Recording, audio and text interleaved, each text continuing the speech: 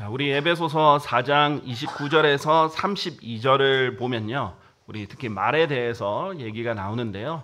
이 말에 대해서 중에서도 특히 이 쓴뿌리와 관련돼 있는 구절이다라고 할 수 있어요. 우리 히브리서 12장 15절이 우리가 잘 알려져 있는 쓴뿌리와 관련된 구절인데 여기서 이렇게 말합니다. 어떤 사람도 하나님의 은혜에 미치지 못하는 일이 없도록 부지런히 돌아보라. 자, 지금 뭐라고 했냐면요. 지금 모이는 것에 힘써라. 특히 마지막 때가 다가오는 것을 볼수록 더 모이는 것에 힘써라. 그래서 모여서 뭐를 해라. 서로 권면하고 또 어떻게 하라냐면 은혜에 미치지 못하는 일이 없도록 부지런히 돌아봐주고 주변 사람들도 살펴봐주는 그런 역할을 하기 위해서 또 우리가 모이는 거죠. 모이는 목적의 가장 큰 이유가 하나님께 경배를 함께 드리기 위해서고 또 서로 섬기기 위해서입니다. 자, 이것도 섬김이죠. 누가 혹시 하나님의 은혜에 미치지 못하는 사람이 없는가 살펴보는 거죠. 이는 어떤 쓴뿌리도 솟아나서 너희를 괴롭히지 않게 하려 하며 그것으로 많은 이들이 더럽혀지지 않게 하려 함이라 라고 되어 있습니다. 자, 쓴뿌리가 솟아나면 한 사람이 쓴뿌리가 솟아나면 다른 사람들 너희를 괴롭게 한다. 그리고 많은 이들이 더럽혀진다. 그리고 은혜에 미치지 못한다라고 얘기를 해요. 영어로 이 쓴뿌리가 이제 root of bitterness, 그래서 쓰다, bitter 이런 뜻이 이제 강하죠. 이제 이 쓰다라는 게 이제 bitterly 이제 혼과 관련되면 쓰라리다 이렇게 표현이 되고요. 그 다음에 말로 어떤 말을 쓰게 할 때 우리가 이제 한국말로는 보통 말을 쓰게 하다라고 별로 안 하죠. 그래서 이제 신랄하게 하다, 신랄한다는 게 이제 이 맛으로 할 때는 이제 쓴 것과 관련이 있고요. 말을 할 때는 굉장히 날카롭게 하는 것과 관련이 있어요. 근데 굉장히 성경적인 용어예요. 신랄한 말은 이제 쓴 것, 쓴 뿌리에서 나오는 신랄한 말은 성경에서 보면 칼, 화살 이런 것들의 이제 비유가 되거든요. 그래서 신랄함, 쓰라림, 쓴 뿌리 이런 부분들이 다 bitter, 영어의 bitter에 연관이 되어 있는 이제 용어들입니다. 그래서 쓴뿌리가 있는 사람들이 있다. 그런 사람들을 잘 돌아봐줘서 은혜에 잘 미칠 수 있도록 도와줘야 된다라고 해요. 자, 성경에서 아주 중요하게 이 부분은 반드시 제거해야 되는 부분이고 그렇지 않으면 은혜에 미치지 못하고 안 좋은 일들이 일어날 수 있다라는 것을 알려주는 구절인데요. 이것을 알고 에베소서 4장 29절 32절 다시 가면요. 여기에서 이제 이 쓴뿌리가 있는 사람은요. 말이 문제가 될 수 있습니다. 쓴뿌리를 왜 제거해야 되느냐? 이 말부터 속에 이 가슴과 심장과 마음부터 영향을 가질 뿐만 아니라 말에도 영향이 가거든요. 그래서 이 원래 선한 말을 해서 듣는 자들에게 은혜를 끼쳐야 되는데 모일 때 그게 아니라 막 증오를 내붙이고 독한 말을 하거나 이렇게 쓴 뿌리가 드러나면 결국은 사람들에게 은혜를 끼치는 것이 아니라 그 사람들을 더럽힐 수 있고 괴롭게 만들 수도 있다라는 겁니다. 자, 30절에 보면 근데 사람들만 괴롭히는 게 아니죠. 30절에 보면 하나님의 거룩한 영을 비통하게 하지 말라라고 되어 있어요. 하나님도 비통하게 됩니다. 그분으로 말미암아 너희가 구속의 날까지 인장을 받았느니라. 자, 구약의 특징은 뭐예요? 하나님의 영이 임했어도 삼손 같은 경우에는 하나님 영이 임해서 초자연적인 괴력을 가지게 됐잖아요. 그런데도 불구하고 하나님 영이 삼손을 떠나버렸어요. 머리를 잘랐을 때. 그럴 때는 이제 능력을 잃어버렸습니다. 그런데 마지막 순간에 하나님께 간구해서 하나님 영이 다시 들어오기도 했죠. 사울 같은 경우에는 하나님 영이 들어갔다가 떠났는데 다시 안 들어갔고요. 다윗은 떠날 수 있었는데 하나님께 기도해서 떠나지 않게 해달라고 간구해서 머물러 계셨죠. 자, 구약 상황과는 다르게 신약에는 우리가 구원이 영원히 보장된다라는 것의 하나의 특징 중에 하나가 뭐냐면 하나님의 영이 계속 영원히 거하시는 거예요. 특히 구속의 날까지 인장을 받았다, 도장을 딱 지킴을 받았다라는 거예요. 그래서 하나님께서 떠나지 않으신다. 내가 보장해 주겠다 이 말이에요. 자, 그래서 성령님께서 구속의 날까지 내가 보장을 해줄게 해가지고 인장으로서 거기에 계시기 때문에 절대 하나님이 성령님께서 떠나시지 않는 거예요. 그래서 예수님이 했던 약속이 지켜지는 거예요. 내가 너를 떠나지도 않고 버리지도 않겠다. 그 말 그대로 정말 떠나지 않고 버리지도 않고 그대로 계세요. 근데 문제는 뭐냐? 그럼 우리가 죄를 지을 때, 특히 오늘 문제와 관련해서 쓴뿌리를 가지고 그게 이제 입으로 나오고 표출이 될 때 성령님께서 비통해 하신다라는 거예요. 우리가 사람을 괴롭힐 뿐만 아니라 하나님도 괴롭힌다라는 것이 이제 문제라는 겁니다. 자, 그래서 여기서 보면 31절에 보면 이 쓴뿌리가 있는 사람들의 특징은 여기 밖으로 표출이 된다는 거죠. 모든 신랄함과 경노와 분노와 고성과 악한 언사를 모든 악의와 함께 너희로부터 치워버리라 라고 되어 있어요. 이걸 치워버리지 않으면 하나님의 거룩한 영이 비통하게 된다라는 거예요. 그래서 이것을 치워버려라. 그리하여 너희는 서로에게 친절하고 상냥한 마음이 되어 하나님께서 그리스도를 위하여 너희를 용서하셨듯이 바로 그처럼 서로 용서하라. 자, 이것을 치워버리면 쓴뿌리를 제거하고 이런 것들 잘못된 말들이나 언사들을 치워버리면 친절하게 될 수 있고 상냥한 마음이 되고 그다음에 용서할 수 있고 이렇게 된다는 거죠. 그래서 오늘은 이 쓴뿌리를 제거하는 것이 얼마나 중요한지에 대해서 얘기를 하려고 해요. 자, 먼저 우리는 생각보다 주변에 쓴뿌리를 가진 사람이 많다라는 걸 인지 못하고 삽니다. 심지어는 본인 자신도요. 나는 쓴뿌리는 없지. 이렇게 생각하는 사람들이 있어요. 그런데 가만히 지켜보면 특히 가족은 잘 알 거예요. 그 사람이 어떤 누군가 특정한 사람이나 그런 특정한 사람에 대해서 기회만 되면 안 좋은 소리를 해요. 그리고 어떤 일이 있으면은 객관적으로 보거나 긍정적으로 봐주지 않고 항상 그 사람에 대해서 부정적으로 얘기해요. 그리고 그 사람에 대해서는 뭐 깎아내린다든지 이 분노를 종종 표현을 한다든지 독한 말을 한다든지 라고 합니다. 그러면 우리가 사람의 마음은 다 알 수 없어도 사실 그 사람에게는 뭔가 문제가 있는 거예요. 쓴뿌리가 있는 것이다 라고 볼 수 있습니다. 사실 이제 쓴뿌리는 어떻게 형성이 되냐면요, 상처를 받아서 형성이 됩니다. 자, 그래서 사실 상처를 받은 것은 그 사람의 책임이 아니에요. 상처를 준 사람이 책임이에요. 그래서 사실은 피해자입니다. 먼저 피해자예요. 그래서 상처를 받았는데 이 상처 받은 것 해결을 못했어요. 그러면 그게 쓴뿌리가 됩니다. 그러면 그 사람은 또 다른 가해자가 됩니다. 자기가 상처받은 사람이 결국 남에게 상처도 줘요. 우리가 세상을 살아가다 보면 남에게 예를 들면 폭력을 당했거나 욕설을 당했거나 남들에게 뭐 이런 해로운 것을 당했던 사람들 중에 다 그런 것이 아니라, 그걸 극복한 사람들이 아니라 거기에 영향을 받은 사람들은 자기도 그런 가해자가 돼서 똑같은 일을 하는 것을 보게 돼요. 부모를 싫어했는데 그 부모가 한 그대로 말을 독하게 하는 것을 보게 됩니다. 그러니까 상처받은 사람이 그걸 해결을 못하면 쓴뿌리가 돼서 다른 사람을 괴롭게 하고 다른 사람을 더럽히고 내가 그 신랄한 말들을 뱉어서 다른 사람 또 상처를 주는 그런 일들이 있을 수 있기 때문에 주변에 혹시 그런 사람들이 있는지 없는지, 특히 상처를 받았는지 안 했는지 그런 사람들을 돌아봐 주는 것이 매우 중요합니다. 그 사람이 그것을 홀로 예수님 안에서 해결을 하면 제일 좋지만 그것이 안 됐을 때는 이것이 점점 깊이 뿌리가 내려가지고요, 계속해서 이 독소를 쏘아내기 때문에 이 사람들을 괴롭게 하거나 더럽힐 수 있다는 겁니다.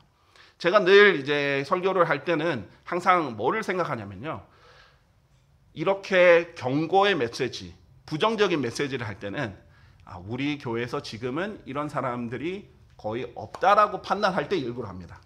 그래야 미리 경고를 받고 그런 일이 없어지죠. 그런데 그런 일이 생겼을 때는 일부러 타겟팅처럼 설교는 최대한 안 하려고 그래요. 왜냐면 오해할 수도 있으니까. 그러니까 저희 교회는 하나님께 감사하기에는 상처를 받는 사람이 있을지는 모르겠지만 그래도 잘 극복하시는 것 같고, 이 쓴뿌리를 가지고 막 독소를 쏘아내는 사람은 제가 보기에는 없는 것 같아요. 하지만 제가 다 알 수 있는 게 아니고 하나님은 아시고, 또 가정에서, 교회는 그렇게 안 한다 할지라도 가정에서 그런 사람이 있을지도 모르고 또 장래 미래에는 그런 사람들이 될지도 모르기 때문에 미리 알려드리는 거예요. 자, 그래서 자기 혼자 먼저 점검을 해봐야 돼. 내가 누군가에 대해서 쉽게 말해서 상처를 받았는데 원한이 되었다. 그러면 그것이 이제 쓴뿌리가 될 수 있습니다. 자, 보세요. 쓴뿌리가 가지면요, 쓴 물을 내게 돼 있습니다. 자, 그리고 그 쓴 것은 독과 관련이 있어요. 자, 우리 야고보서 3장 11절에서 12절에 보면요, 사람을 이 샘터, 물을 내는 원천에 표현을 하는데요, 이 야고보서 3장 11절 12절에 보면 샘터가 같은 곳에서 단물과 쓴 물을 내보내느냐? 그럴 수는 없죠. 일반적인 샘터에서는 하나의 종류의 물만 내지 둘 다 내보내진 않죠. 나의 형제들아, 무화과 나무가 올리브 가시들을 맺을 수 있겠느냐? 사람을 물에 비유할 뿐만 아니라 나무에도 비유를 해요. 샘터에 비유할 뿐만 아니라 나무에 비유를 해줘. 또는 포도나무가 무화과들을 맺을 수 있겠느냐? 그 종류에 따라서 열매를 낸다 이거죠. 그래서 그와 같이 짠물과 민물을 둘 다 낼 수 있는 원천은 없느니라 그랬어. 그런 건 없다라고 얘기를 합니다. 자, 그러면 우리도 이 샘터로서 물을 낼 수 있는데요. 단물을 내야 돼요. 자, 은혜로운 물을 내야 되는데 그게 아니라 쓴 물을 내는 거예요. 그게 신랄함이에요. 말로 넘어가면 신랄함이 말과 행동에 쏟겨서 나올 수가 있어요. 이 사람에게는 쓴 것이 있는 거예요. 이 샘터에는 지금 쓴 게 있기 때문에 자꾸 쓴 물이 나오는 거예요. 그 뿌리가 쓰게 있는 겁니다.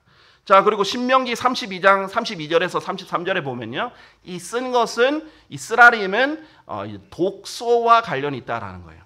그래서 이는 그들의 포도나무가 소돔의 포도나무에서 나오고, 이 악인들을 말하는 거죠. 이 악인들의 포도나무가 소돔의 포도나무에서 나오고 고모라의 밭들에서 나오기 때문이라. 그들의 포도들은 지독히 쓴 포도들이니 그들의 송이들이 쓰도다.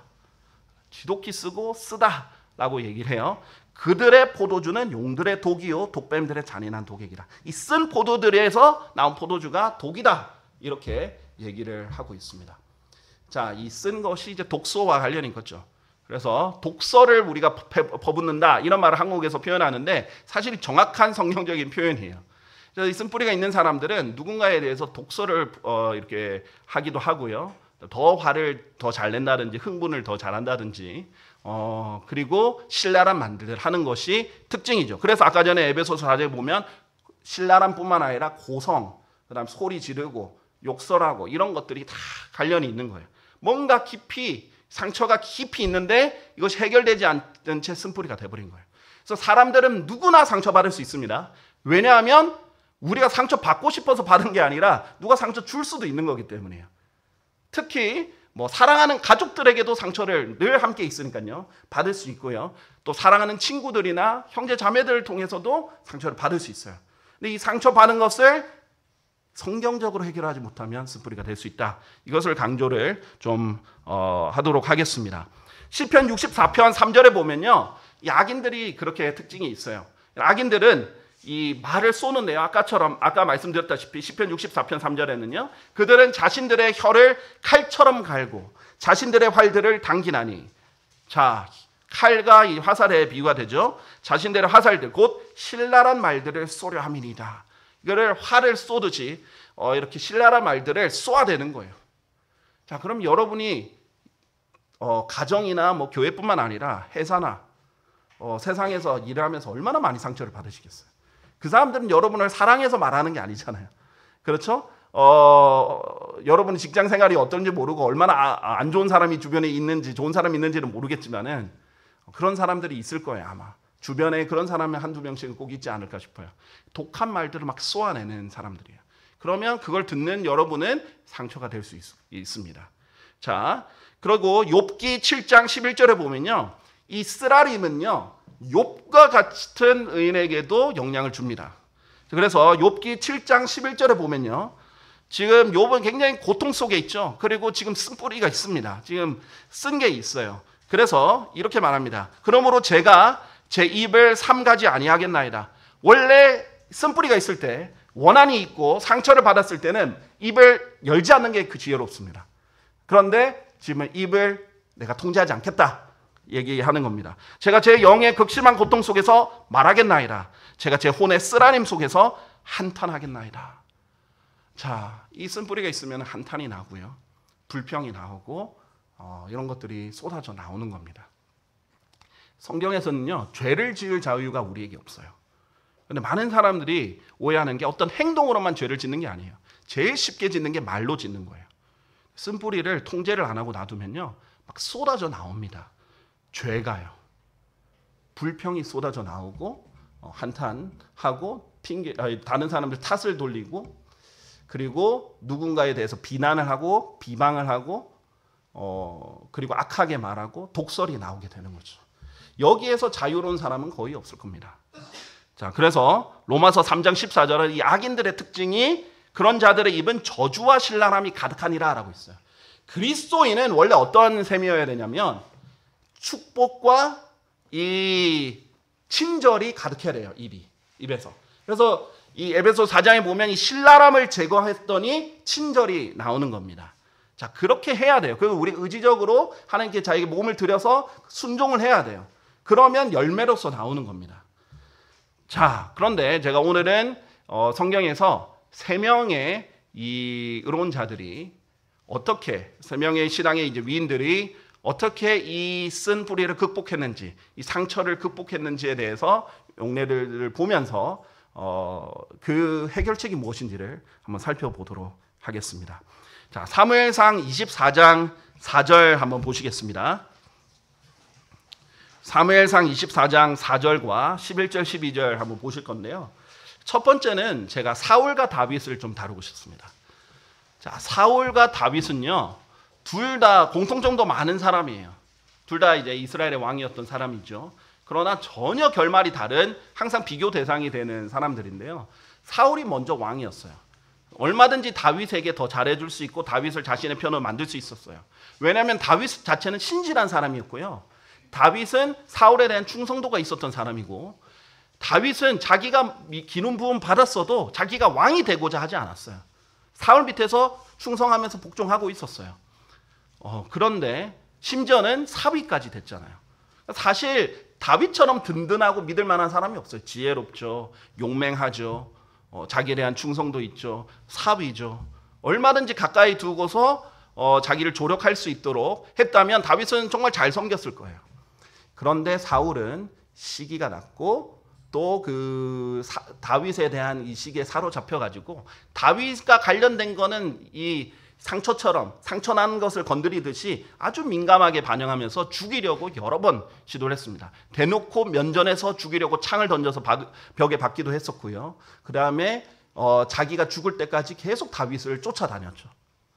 못 살게 굴렸습니다. 그게 원한이 얼마나 강하면, 그 미움이 얼마나 강하면 끝까지 쫓아다니려고 하는 거예요. 자, 그런 사람들이 있어요. 자, 그런데 다윗은요, 달랐습니다. 다윗이야말로 사울에게 원한이 얼마나 많겠습니까? 사실은 사울은 다윗에게 원한을 가질 필요가 없어요. 시기 때문에 증오가 있었을 뿐, 그렇죠? 자기가 가지지 못한 걸 가지고 있었기 때문에 증오가 있었을 뿐, 다윗이 사울에게 잘못한 건 없어요. 하지만 다윗의 입장에서는 사울은 어마어마하게 다윗에게 잘못 많이 했어요. 자기를 몇 번이나 죽이려고 했고 계속 자기가 죽을 때까지 계속 다윗을 쫓아다녔잖아요. 억울하잖아요. 누명을 씌웠잖아요. 얼마나 상처가 됐겠어요. 자기가 믿고 따르고 충성했던 사람이고 자기의 아버지라고 불렀던 장인어른인데 얼마나 배신감이 컸겠습니까? 상처를 많이 받았겠습니까? 그래서 사무엘상 24장 4절에 보면 하나님이 약속을 하나 해주세요. 신하들이 이렇게 말합니다. 그런즉 다윗의 사람들이 그에게 말하기를 주께서 당신께 말씀하시기를 보라, 내가 너의 원수를 너의 손안에 넘기겠으니 너는 내가 보기에 좋은 대로 그에게 행하라 하신 그날을 보소서. 이렇게 합니다. 지금 무슨 말이냐면 사울이 다윗을 죽이려고 쫓아다니는데 어느 날 굴 속에 들어와서 이 사울이 발을 가리고 있는 거예요. 그런데 사울은 모릅니다. 자기들이 그 굴 속에 있었다는 걸. 그럼 언제든지 죽일 수 있는 상황입니다. 그래서 사울을 언제든지 죽일 수 있는 상황에 지금 사울이 무방비에 놓여 있어요. 이제 아마 발을 덮는다는 표현이 이제 잔다라는 이제 표현과 룻기를 보면 연관이 있는 것 같습니다. 그래서 그렇게 보면 이 사울은 완전히 무방비로 그냥 놓여 있는 채 자고 있었는데 다윗과 신하들은 이미 거기에 굴 안에 있었던 거죠. 얼마든지 그냥 손만 뻗으면 죽일 수 있는 상황이었어요. 그래서 다윗의 신하들이 이렇게 말하는 거예요. 하나님이 약속하셨죠? 하나님이 보라, 내가 너의 원수를 너의 손안에 넘기겠으니 너는 내가 보기에 좋은 대로 그에게 행해라. 내가 언젠가 넘겨줄 텐데 그럼 네가 원하는 대로 해. 라고 했던 바로 그날입니다. 자, 이제 손을 뻗어서 치기만 하십시오. 우리 죽일 수 있습니다. 해서 죽이려고 했던 사랑이에요. 그런데 다윗이 죽이지 않고 옷자락만 살짝 베어냈죠. 사실 사람들이 이해를 못합니다. 다윗과 함께 쫓겨다녔던 사람들은 이해를 못해요. 왜 지금 하나님도 약속하셨고 내가 넘겨주겠다 했고 실제로 넘겨주셨고 마음대로 하라 그랬는데 왜 안 죽이냐고. 죽인다고 해도 자기를 죽이려고 오는 사람이기 때문에 이것은 죄도 안 되는데 왜 살려주느냐고 이렇게 묻습니다. 자, 그때 이제 다윗이 신하들에게 얘기하고 나서 사울이 이제 떠나고 나서 사울에게 멀리서 외칩니다. 사무엘상 24장 11절 12절 그 외침 중에 그 말들 중에 이런 말들이 있어요. 11절 12절. 자, 이뿐만 아니라 나의 아버지여 보소서. 여전히 아버지라고 부르죠. 진정 나의 손에 있는 당신의 간복의 옷자락을 살피소서. 이는 제가 당신의 간복의 옷자락을 베어냈으나 당신을 죽이지 아니하였기 때문이니 당신은 제 손 안에 악도 없고 불법도 없는 것과 제가 당신을 대적하여 죄를 짓지 아니하였다는 것을 보고 아소서. 그럼에도 당신은 제 혼을 빼앗고자 그것을 사냥하고 계시나이다. 자기를 그냥 사냥하고 있다는 걸 아는 거예요. 그냥 추격이 아니에요. 사냥하고 있다. 그런데 어떻게 그렇게 살려줄 수가 있고 이것을 극복할 수 있는가? 12절에 첫 번째 보십시오. 주께서 저와 당신 사이에 판단하시며 주께서 당신께 저의 복수를 하시기를 바라나이다. 그러나 제 손이 당신 위에 임하지 아니하리이다. 라고 되어 있어요. 14절에도 비슷한 말을 다시 한번 합니다. 요지는 그거예요. 제가 하지 않고 하나님께서 하실 겁니다. 하나님과 당신 사이에 심판자가 되실 것이고 판단해 주실 겁니다. 라고 하나님께 맡깁니다. 자, 첫 번째 가장 중요한 것은요. 여러분이 억울할 거예요. 여러분이 상처를 받았다면 억울한 점도 있을 거고 오해한 점도 있을 거고 그리고 상처가 너무 커가지고 치유하기 너무 힘들 수도 있을 거고 그것 때문에 밤낮 잠을 못 잘 수도 있을 거고 상처 받은 것 자체는 여러분은 피해자예요. 이해합니다. 그런 경우 얼마든지 있을 수 있죠. 그런데 이것을 가지고 내가 복수해야지. 내가 대갚아 주겠다. 내가 나도 똑같이 해야지. 이렇게 해버리면 그때부터는 여러분 그 악인들과 똑같은 레벨이 돼버립니다. 하나님이 안 도와주세요. 하나님이 그걸 절대 돕지 않으세요. 하나님이 도우려면 자기가 핍박을 받고 자기가 억울한 일을 당하더라도 하나님께 맡겨야 하나님이 여러분의 편이 됩니다. 실제로 하나님이 갚아주셨잖아요. 실제로 이 자비를 베푼 것을 하나님께서 기억하십니다. 다윗의 확실한 자비들에도 반영이 돼요. 2번이나 자기의 원수를 살려줬어요. 하나님께 기름 부음 받았다는 이유만으로. 하나님께 맡기고 자기가 자기 손으로 하지 않았어요. 가장 첫 번째는 여러분이 이 그리스도의 심판석을 생각해야 돼요. 자기에 대해서 뭐 온갖 악한 말들을 많이 하는 사람들이 있겠죠. 저도 제 주변에 자기의 이권 때문에 알지도 못하고 저를 만나지도 않았던 사람이 이권 때문에 저를 아주 신랄하게 공격하는 그런 경험들을 많이 했습니다. 여러분들도 아시겠죠. 그런데 내가 영혼수를 갚아버리겠다. 내가 이렇게 해버렸으면 전 똑같은 사람이 되는 거예요. 그게 아니라 하나님이 판단하실 거다. 그때 되면 그리스도의 심판석이 되면 하나님이 가장 정확하게 다 드러내실 거예요. 그 그리스도 앞뿐만 아니라 수많은 사람들 앞에서 다 드러날 겁니다. 그때 어떻게 하려고 저 사람들이 그렇게 하나? 내가 맡겨야겠다. 하나님이 내 편이 돼야 되니까. 이게 다윗의 지혜예요. 다윗이 이것을 극복했던 첫 번째 것은 하나님께 복수를 맡겼기 때문이에요. 바울이 이렇게 말합니다. 로마서 12장 19절이죠. 복수는 주의 것이다. 이렇게 얘기를 해요. 그러면서 이렇게 인용합니다. 진심 어린 사랑을 받는 자들아 스스로 복수하지 말라. 그보다는 오히려 진노하심에 맡기라. 이는 기록되기를 복수는 내 것이라. 내가 되갚겠노라. 주가 말하노라 하였기 때문이라. 하나님이 하겠다 이렇게 얘기를 하셨어요. 나한테 맡겨라. 내 거다 이거는. 내가 할게. 가장 정확하고 공의롭게 내가 하겠다. 그렇게 말씀하시는 거죠. 그래서 스스로 복수하지 말라는 거예요. 자기에게 개인적으로 잘못한 사람들은 여러분이 개인적으로 복수하면 안 됩니다. 하지 마십시오. 하나님께 맡기십시오. 이제 진리를 대적하는 거는 그 사람들에 대해서는 이제 우리가 지적을 하고 책망을 하고 선포를 할 수 있겠죠. 그리고 하나님을 대적하는 사람은 우리가 그렇게 할 필요는 없지만 자기에게 개인적으로 잘못한 사람 그러면은 일단 하나님께 맡겨라. 이것이 첫 번째 해결책입니다. 자, 두 번째 아주 훌륭한 얘기가 있습니다. 두 번째 예는 바로 한나예요. 자, 사무엘상 1장을 보면요. 처음 등장부터 한나가 나오죠. 한나가 나오는데 한나는 이 엘카나의 집안에 그랑 결정해서 결혼을 했는데 그 사람이 아내가 둘이에요. 그래서 한나는 자기 말고도 또 다른 아내가 있는 남자랑 살고 있는 겁니다. 이제 구약의 이제 상황이기도 하지만 하나님이 이제 분명히 뜻은 일부 일처제지만 그런 구약의 일부 허용된 상황들이 있어요. 자, 그래서 고통을 당하고 있습니다. 왜냐하면 그 사람이 그 여자가 계속해서 한나를 괴롭히거든요. 사무엘상 1장 6절에서 7절 보면요. 그러자 그녀의 대적도 그녀를 애타게 하려고 그녀를 심히 자극하였더라. 가만히 있는데 계속 자극해요. 계속 괴롭히고 건드리고. 이는 주께서 그녀의 태를 닳아버리셨기 때문이라. 그런데 무엇을 건드려요? 약점을 건드리는 겁니다. 지금 태를 닳아서 아이가 없는데 너무 원하는데 그 태를 닫은 걸 가지고 계속 자극하고 건드리는 거죠. 참 못했죠? 세상에는 못된 사람들 많아요. 근데 구원 안 받은 사람만 그런 게 아니라 구원 받은 사람조차도 때때로 육신적이면 얼마든지 그렇게 악하게 굴 수 있다라는 걸 기억하셔야 됩니다. 자, 7절에 보면 이후에 그녀가 주의 집에 올라갔을 때 엘카나가 하던 대로 해마다 그처럼 하였으니 프닌나가, 이 또 다른 아내 이름이 프닌나거든요. 그녀를 그처럼 자극하였더라. 그러므로 그녀가 울며 먹지 아니하였더라. 자, 입맛이 싹 떨어지고 먹지도 않을 만큼 지금 매년 특히 그 시즌이 되면 계속 자기를 자극하는 거죠. 너무 괴로웠을 거예요. 한 번이 아니라 계속 지속이 되니까요. 자, 그런데 한나는 그럼 이걸 어떻게 극복하고 어떻게 해결했는가? 10절에 나옵니다. 10절부터 12절을 보시면요. 먼저 10절을 볼게요.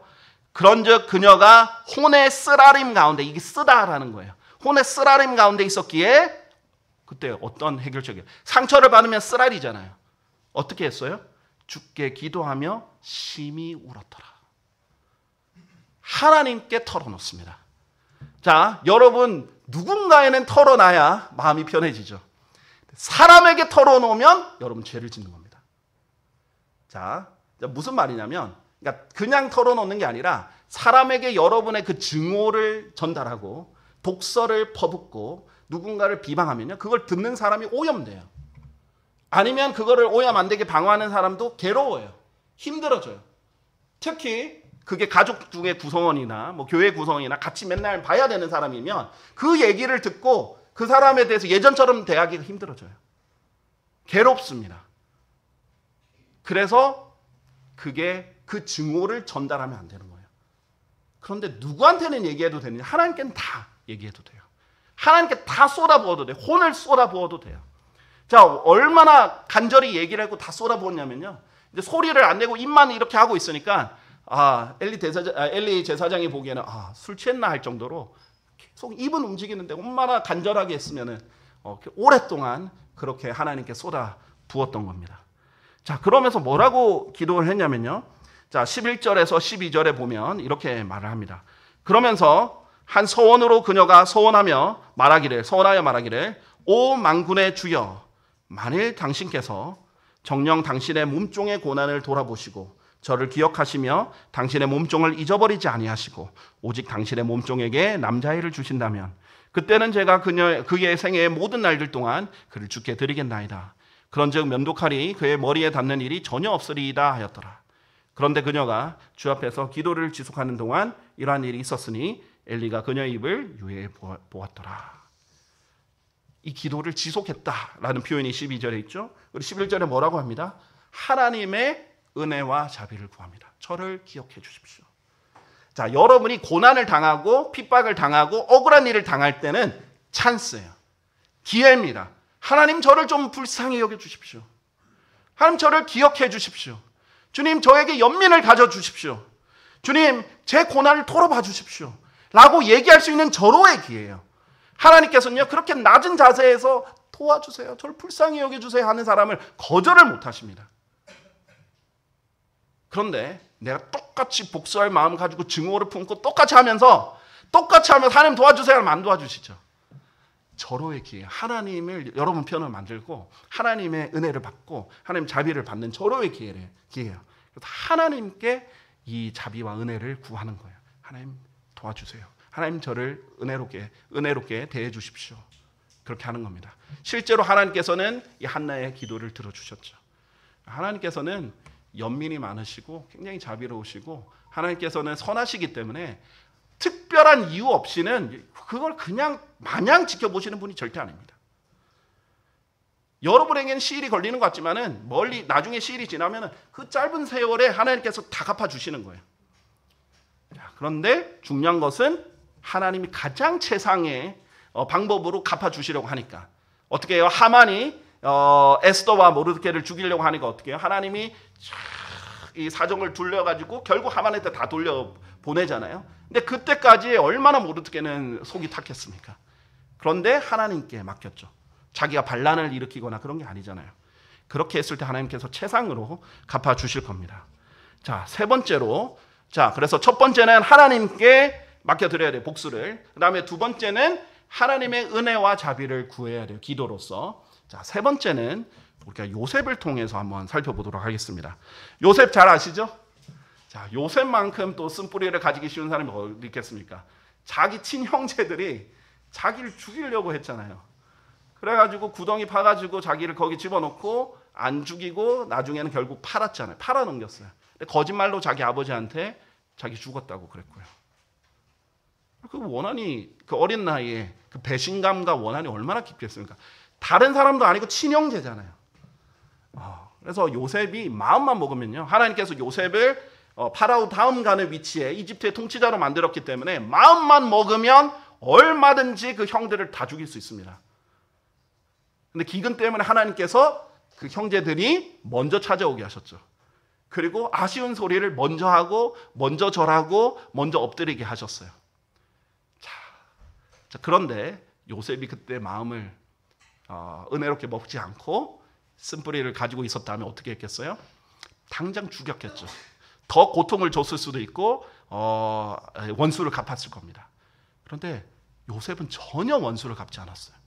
자, 그리고 뭐라고 하냐면요, 창세기 50장에 보면 야곱이 죽습니다. 그렇죠? 야곱이 죽고 나서 이 형들이 불안하는 거예요. 10명의 형들이 있었죠. 한 명은 동생이니까 12명의 자손 중에 10명의 형들이 와가지고 이 요셉에게 너무 두려워가지고 이렇게 말합니다.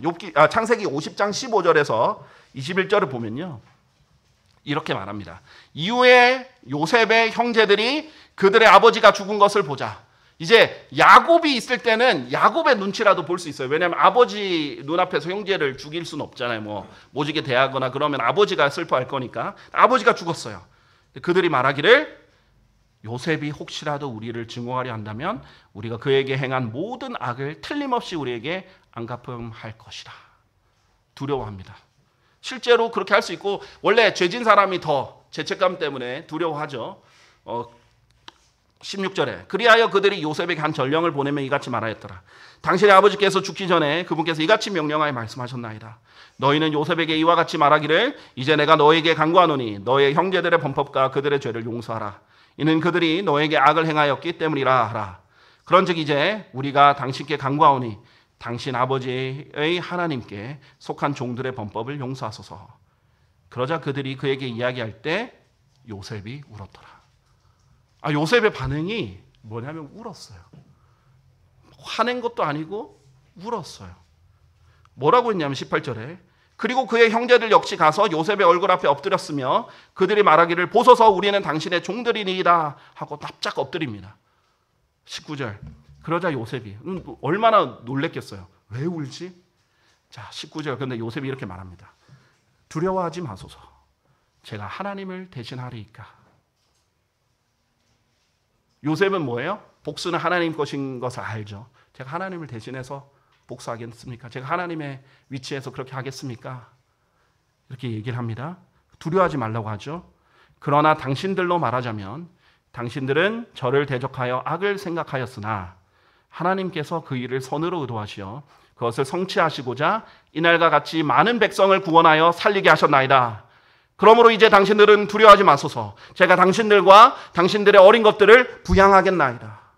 그리하여 그가 그들을 위로하며 그들에게 친절히 이야기하였더라. 그냥 그래 내가 처벌 안 할게 정도가 아니에요. 지금 내가 책임을 져주겠다. 너희를 부양하겠다. 친절하게 해주고 오래 위로해주면서 이야기를 합니다. 그리고 그런 벌벌 떨고 제발 우리에게 벌을 내리지 마시고 용서해달라고 이렇게 했을 때 울어버려요. 왜? 이미 용서했어요. 요셉은. 이미 한참 전에 요셉은 용서했어요. 요셉은 무엇을 기억하면서 용서를 했냐면요. 20절 보세요. 당신들은 저를 대적하여 악을 생각하였으나 하나님께서 그 일을 선으로 의도하시어 그것을 성취하시고자 이날같이 많은 백성을 구원하여 살리게 하셨나이다. 하나님의 은혜를 생각했더니 이게 하나님이 악을 선으로 바꿔주셨구나. 하나님의 은혜를 생각했더니 원한이 없어요. 하나님의 은혜를 생각했더니 미운 마음을 해결해 버리는 거예요. 자, 이게 은혜의 힘입니다. 아까 히브리서 12장 15절에도 그렇죠. 쓴뿌리가 있으면 은혜가 미치지 못해요. 그런데 은혜를 받아들이고 은혜의 영향을 받으면 쓴뿌리를 제거할 수 있습니다. 하나님의 은혜를 생각해야 돼요. 요셉은요, 용서할 줄 아는 사람이었어요. 요셉의 가장 위대한 점 중에 하나가 용서예요. 어떤 사람은 신실함 얘기할 수도 있어요. 신실하죠. 인내 얘기할 수 있죠. 맞습니다.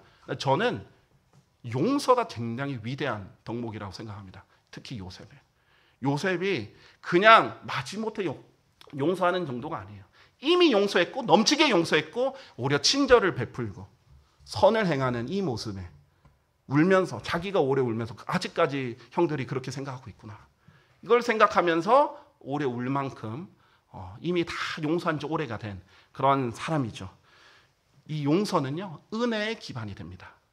우리 에베소서 4장 우리 본문 말씀에 그렇게 말을 했죠. 에베소 4장 보면 31절 32절에 보면 모든 신랄함과 경노와 분노와 고성과 악한 언사를 모든 악의와 함께 너희로부터 치워버리라. 그리하여 너희는 서로에게 친절하고 상냥한 마음이 되어 하나님께서 그리스도를 위하여 너희를 용서하셨듯이 바로 그처럼 서로 용서하라. 에베소 4장 32절이죠. 31절 32절. 지금 예수 그리스도의 은혜를 아는 사람이 이것을 할 수 있는 거예요. 예수님이 나에게 해주신 걸 생각했더니 서로 용서할 수 있는 거예요. 그리스도를 위하여 너희를 용서하셨듯이 바로 그처럼 서로 용서하라. 하나님의 은혜를 아는 사람은요, 자기는 1만 달란트의 빚을 청산했거든요. 하나님의 은혜를 알고 자기가 얼마나 큰 죄를 용서받았는지 아는 사람은요, 남들 몇 달란트?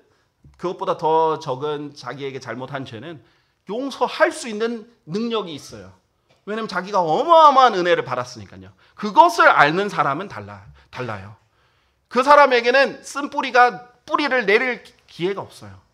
그래서 이 하나님의 은혜를 기억하고 하나님의 은혜를 받아들이고 하나님의 은혜를 잘 아는 사람은 결코 그냥 사람들을 미워하거나 증오하거나 하지 않습니다. 용서하려 합니다. 요셉이 예수 그리스도의 예표, 아주 강력한 예표 중에 하나죠. 그렇게 우리에게 본을 보여줬어요. 하나님의 은혜를 받아들이면요, 용서할 수 있고요. 그럼 친절할 수 있습니다. 자기 원수에게도 친절하게 대할 수 있어요. 더 베풀 수도 있어요. 정말 더 사랑할 수도 있습니다. 그게 원수까지도 사랑하셨던 예수님이 우리에게 하셨던 거예요. 우리의 죄 때문에 사실 예수님은 십자가에 못 박히셨잖아요. 무슨 말이에요? 우리의 죄가 예수님의 손에 못을 박은 거예요. 우리의 죄가 예수님이 가시 왕관을 쓸 수 있도록 가시관을 쓰도록 한 거예요. 그리고 발을 찔렀고 옆구리를 찌른 겁니다. 우리가 손으로 지은 죄 때문에 예수님이 손에 못에 박히셨고, 발로 지은 죄 때문에 그 발에 못이 박히시고, 우리가 생각으로 지은 죄 때문에 예수님의 가시관이 쓰여졌고, 우리의 마음으로 지은 죄 때문에 심장이 찔려서 물과 피를 다 쏟으셨습니다.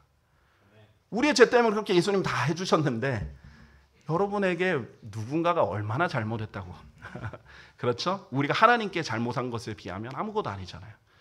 그래서 그 은혜를 아는 사람은 요셉처럼 용서할 수 있습니다. 그리고 친절하게 대하고 선을 대할 수 있어요. 반드시 하나님께서 넘치게 갚아주실 거예요. 하나님은요, 그냥 1대1로 갚아주시는 분이 아니에요. 하나님 통이 크세요. 30배, 60배, 100배로도 갚아주십니다. 하나님께서 여러분의 그 선한 그것을 보고 여러분이 상처받은 거 얼마나 힘드시겠어요. 제가 여러분이 상처받은 것을 다 알 수는 없지만은 상처받은 얘기를 종종 들으면은 저도 가슴이 아플 만큼 힘든 경우도 많이 있을 거예요. 그런데 그 상처를 쓴뿌리로 만들면 여러분 책임입니다. 그러고 나면 여러분 반드시 다른 사람을 상처를 줄 거예요. 힘들게 할 거예요. 상처는 이런 사람도 있어요. 상처는 회사에서 받아놓고 집에 와서 아내에게 쏟아버리는 사람도 있어요. 상처는 다른 사람한테 받고 자기 친구에게, 자기 형제에게 그거를 막 쏟아 부었는 사람들도 있어요. 그럼 그 사람도 다치는 거예요. 그 사람도 오염 내는 겁니다. 우리는 하나님의 은혜 가운데서 하나님께 완전히 맡기고 하나님께 기도하는 가운데 완전한 용서와 친절과 사랑을 실현해야 되겠습니다. 기도하겠습니다. 살아계신 주 하나님 아버지, 감사합니다. 주님께서 저희 같은, 아니 나 같은 죄인을 살리신 은혜는 너무나 놀랍고 위대함을 주님께 고백합니다. 저희가 매일 매순간 주님을 대적하여 지은 죄들이 얼마나 심각하고 또 얼마나 큰지요. 주님께서 아무런 조건 없이, 값없이 선물로 어떤 행위도 없이 우리가 할 수 없는 일을 이루어 주시면서 선물로 저희를 구원해 주시고 용서해 주셔서 너무나 감사드립니다. 이 큰 은혜를 받은 죄인이 주님의 은혜만 생각하면 용서 못할 것이 없고 또 극복하지 못할 일이 없습니다. 주님의 은혜로 정말 충분하고 모든 것이 충분하고 바울같이 고난과 박해 속에서도 그것을 극복할 수 있는 것은 주님의 은혜였고 저희 순교자들이 주님을 위해서 순교할 수 있는 것도 주님의 은혜 때문이었고 또 저희가 서로를 용서할 수 있는 것도 그리스도의 은혜 덕분입니다. 저희가 날마다 이 하나님의 은혜에 감사하고 묵상하고 또 이 은혜 가운데서 정말 평안과 기쁨을 누리면서 정말 넘치게 사랑하고 오히려 상대방이 더 부족하기 때문에 정말 부족한 사람을 사랑으로서 섬기고 용서하고 잊어버리고 또 이해하고 또 폭이 넓은 그런 성숙한 그리스도인들로서 우리가 성장할 수 있도록 주님께서 도와주시고 역사해 주실 간절히 기도드립니다. 주님, 절대 이것을 키우면 안 됩니다. 주님께서 보여주셨다시피 뿌리가 깊이 내리면 깊이 내릴수록 더 큰 독소들이 나오는데 우리의 삶을 망치고 주변 사람들의 삶도 망칩니다. 주님께서 분명히 저희에게 경고해 주신 대로 또 그 방법을 알려주신 대로 저희가 주님 안에서 그 큰 은혜와 사랑과 용서를 배워서 실천하면서 그 어떤 주변 환경이 어렵게 돌아가더라도 그 어려운 환경이 있더라도 저희는 주님의 은혜 안에서 하나님을 찬양하며 살아갈 수 있도록 도와주시옵소서. 주님께서 약속하셨다시피 주님께서 속히 오실 것입니다. 주님께서 오시면 모든 것은 다 해결이 됩니다. 주님께서 다 심판자가 되어 주실 것이고 복수를 주님께 맡기고 주님께 털어놓고 주님을 의지하고 주님의 은혜를 실천했던 사람들은 하나님이 그들의 편이 되어서 모든 것을 변호해 주실 것입니다. 주님 그때를 기다리고 주님을 신뢰하면서 주님 속히 오는 것을 간절히 고대합니다. 이 땅에는 아무런 희망이 없습니다. 정치에는 희망이 없습니다. 진리도 아닙니다. 정치인은 예수님이 아닙니다. 우리의 우상도 아니고 저희는 오직 하늘에만 소망을 둠을 주님께 고백합니다. 주님께서 속히 오셔서 저희의 위로자가 되어주시고 주님께서 모든 것을 보상해 주시길 간절히 기도드립니다. 모든 영광을 주님께 돌리며 위대하신 주 예수 그리스도의 이름으로 기도드렸습니다. 아멘.